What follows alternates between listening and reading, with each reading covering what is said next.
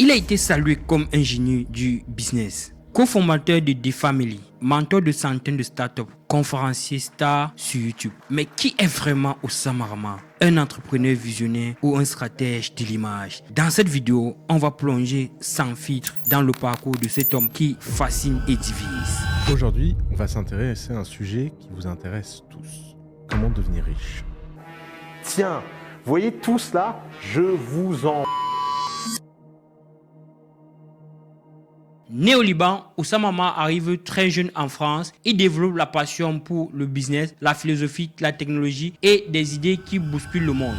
On savait que les startups sont fragiles parce que la complexité administrative est un ennemi, la complexité politique est un ennemi, le mode de financement des startups en France est un ennemi. Ce qui frappe chez lui, c'est son charisme, sa capacité à parler d'argent et d'entrepreneuriat sans tabou. En 2013, il cofonde D-Family. Bonjour à tous. Alors, je m'appelle Oussama Hamar. Je suis l'un des cofondateurs de The Family. Et la question qu'on nous pose très souvent, c'est qu'est-ce que The Family ? Il y a même des gens qui imaginent des théories du complot incroyables sur ce qu'est The Family. Je pense que le nom crée beaucoup de mystères et beaucoup d'interrogations. Mais finalement, le nom porte le projet. Un incubateur pas comme les autres. Pas de costard-cravate, juste une obsession. Aider des startups à grandir vite et très vite. Avec D-Family, Oussama Hamar devient l'image d'un nouveau business model. Le grand enjeu de The Family, c'est de dire aux startups, vous inquiétez pas, concentrez-vous sur votre valeur, concentrez-vous sur votre produit, on va faire le sale boulot autour de vous. Des vidéos puissantes sur YouTube, des conférences inspirantes à Station F et surtout une approche anti-système tournée vers l'outsider. Je suis très content d'être à Marseille. Je ne sais pas si vous vous rendez compte à quel point ça met de bonne humeur de venir dans cette ville. Par rapport à, je viens de passer un mois à Paris. Il encourage les jeunes à oublier le système et à se lancer sans crainte. Tu n'as pas besoin de permission pour devenir libre, tu payes ta liberté. D-Family aide des dizaines de startups, lève des millions et attire même l'attention des géants de la tech. Mais derrière le storytelling, une autre histoire commence à se dessiner. En 2022, l'affaire éclate. D-Family accuse Oussama de détournement de fonds. La famille se déchire et plusieurs procédures judiciaires opposent les trois associés.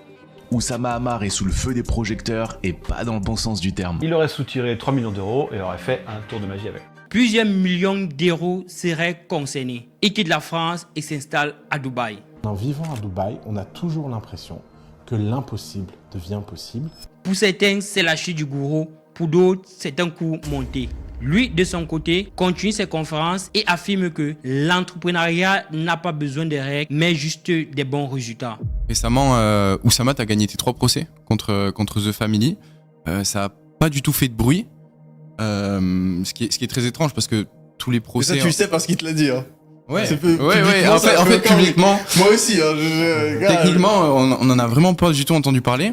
Toi, comment est-ce que tu l'as vécu? Comment est-ce que tu te sens aujourd'hui par rapport à tout ça? Parce que...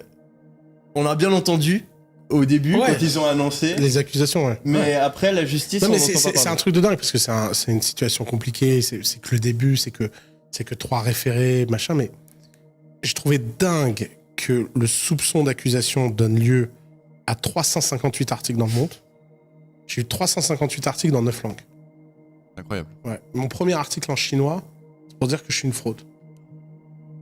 Et j'ai contacté en 101 100% des journalistes qui ont écrit en disant il y a un développement dans l'affaire. Ça vaut ce que ça vaut. C'est pas final comme décision, ça n'entache à rien, mais juste donner l'information. Oussama Hamar, à telle date, a gagné les 3 premiers référés contre lui en France. Point. Je ne demande pas que les gens disent en fait, c'était un saint. Ouais. Non, juste cette info.